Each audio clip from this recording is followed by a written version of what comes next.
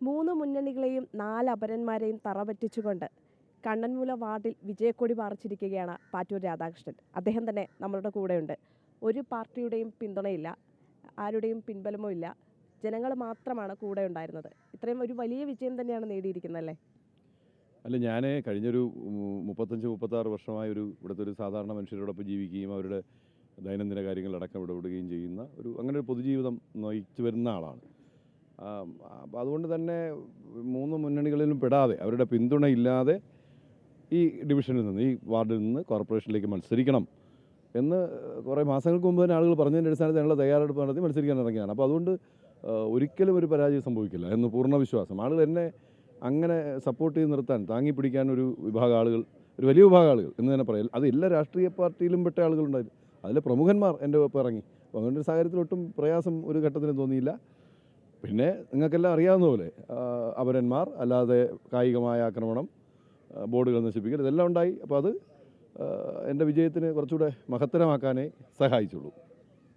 ഇത്രയും വലിയൊരു വിജയം പ്രതീക്ഷിച്ചിരുന്നതാണോ? ജനങ്ങൾ ഇത്രയും കൂടെ നിൽക്കുമെന്ന് പ്രതീക്ഷിച്ചിരുന്നതാണോ?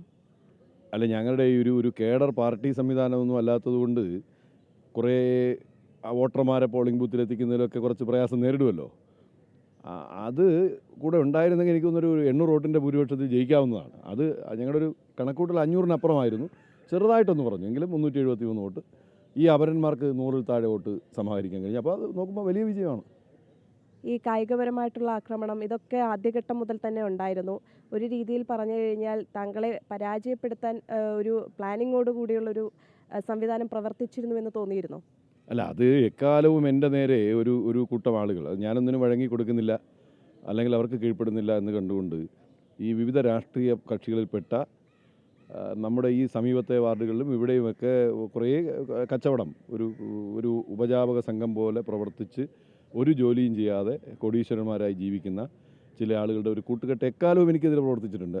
അവർ തന്നെയാണ് ഈ കായികാക്രമണം നടത്തുന്നത്. തെരഞ്ഞെടുപ്പിൻ്റെ ആദ്യഘട്ടത്തിൽ ഞാൻ കുറേ മുന്നിലാണ്, എൻ്റെ കൂടെ കുറേ പ്രവർത്തകർ, പ്രതീക്ഷിക്കാത്ത കുറേ ആളുകൾ ഇറങ്ങി നടക്കുന്നു.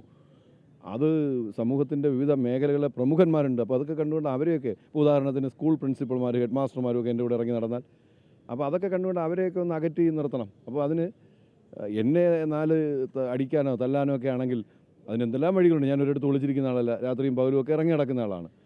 പരസ്യമായി റിട്ടേണിംഗ് ഓഫീസറുടെ മുമ്പിലിട്ട് തല്ലുക എന്ന് പറഞ്ഞാൽ അത് ഞങ്ങളുടെ ആളുകളെ ഒന്ന് ചിതറിപ്പിക്കുക, ശക്തി സെക്കൻഡ് റൗണ്ടിലെങ്കിലും ശക്തി കുറയ്ക്കുക എന്നുള്ള ഉദ്ദേശത്തോടെയാണ്.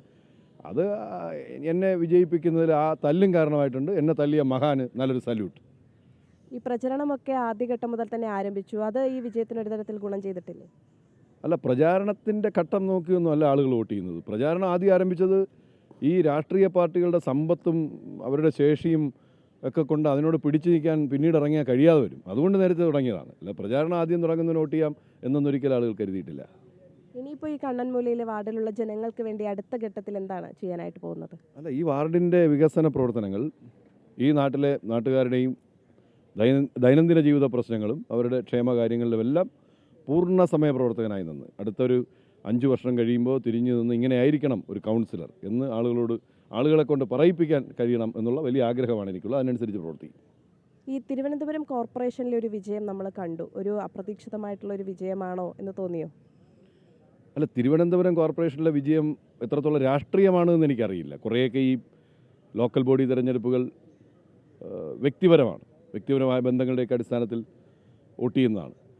പിന്നെ ഈ കോർപ്പറേഷൻ്റെ ഭരണത്തെ സംബന്ധിച്ച് ഒരുപാട് ആക്ഷേപങ്ങൾ, നിരവധി ആക്ഷേപങ്ങൾ ഉണ്ടായിരുന്നല്ലോ. അതൊക്കെ തിരഞ്ഞെടുപ്പിൽ പ്രതിഫലിച്ച് കാണും. അത് എതിരാളികളിൽ ആർക്ക് ഉപയോഗപ്പെട്ടു എന്നൊക്കെ ഇനി അത് പഠിച്ച് തെളിയിക്കേണ്ട കാര്യങ്ങളാണ്. ആ പഠനമൊന്നും നമ്മളാരും നടത്തിയിട്ടില്ലല്ലോ.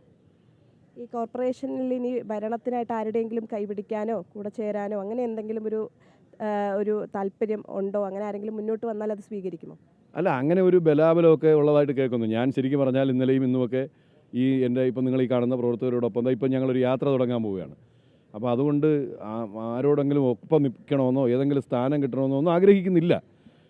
ഒരുപക്ഷെ അങ്ങനെ ഒരു തെരഞ്ഞെടുപ്പ് വന്നാൽ ചിലപ്പം ഞങ്ങളുടെ ഒരു ടീം, കണ്ണമൂല വാർഡിലെ ജനങ്ങൾ, അവരിപ്പോൾ ഞങ്ങളിപ്പോൾ നടക്കാൻ ഇറങ്ങുമ്പോൾ പലരോട് സംസാരിക്കും. അവരെന്ത് പറയുന്നു, ഒരുപക്ഷെ ആ തെരഞ്ഞെടുപ്പിൽ നിന്ന് വിട്ടു നിൽക്കണമെന്നാണ് തീരുമാനിക്കുന്നത്, അങ്ങനെ ചെയ്യും. അല്ലെങ്കിൽ ആരെങ്കിലും സഹായിക്കണമെന്നാണെങ്കിൽ അങ്ങനെ, അല്ലെങ്കിൽ നമ്മുടെ വാർഡിൻ്റെ വികസന പ്രവർത്തനങ്ങൾക്ക് കൂടുതൽ സഹായം ചെയ്യുന്ന ആര് അങ്ങനെ ഒരു ഡിമാൻഡ് വന്നാൽ അതൊക്കെ പിന്നീട് ആലോചിക്കും. ഞാൻ ഒറ്റയ്ക്കല്ല, ഈ കാണുന്ന ഞങ്ങളുടെ ഒരു ടീം പ്രവർത്തകർ, അതിന് നേതൃത്വം കൊടുക്കുന്നവർ, കണ്ണമൂല വാർഡിലെ ജനങ്ങൾ എല്ലാവരും ചേർന്ന് തീരുമാനിക്കുന്ന അനുസരിച്ച് നിൽക്കും. അതിലൊന്നും ഒട്ടും ഉത്കണ്ഠയില്ല.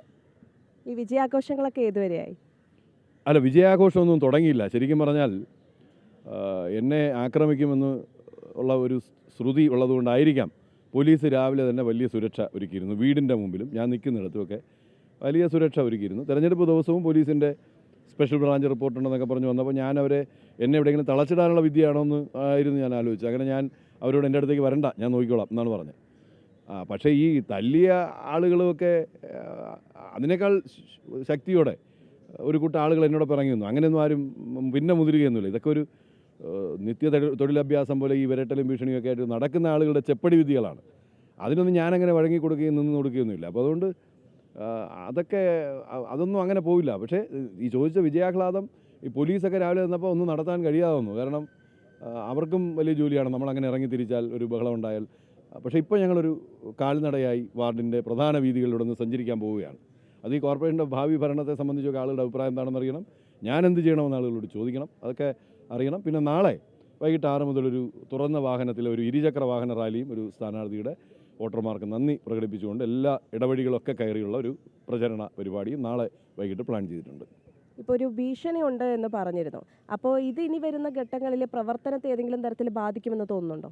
തെരഞ്ഞെടുപ്പിൻ്റെ തുടക്കഘട്ടത്തിൽ എൻ്റെ മുതുകിന് 4 അടിയടിച്ചാൽ ഉടനെ ഞാനും അല്ലെങ്കിൽ എൻ്റെ കൂടെയുള്ള ആളുകൾ ഇതെല്ലാം ഉപേക്ഷിച്ച് പോകുമെന്ന് കരുതിയവർക്ക് തെറ്റുന്നു.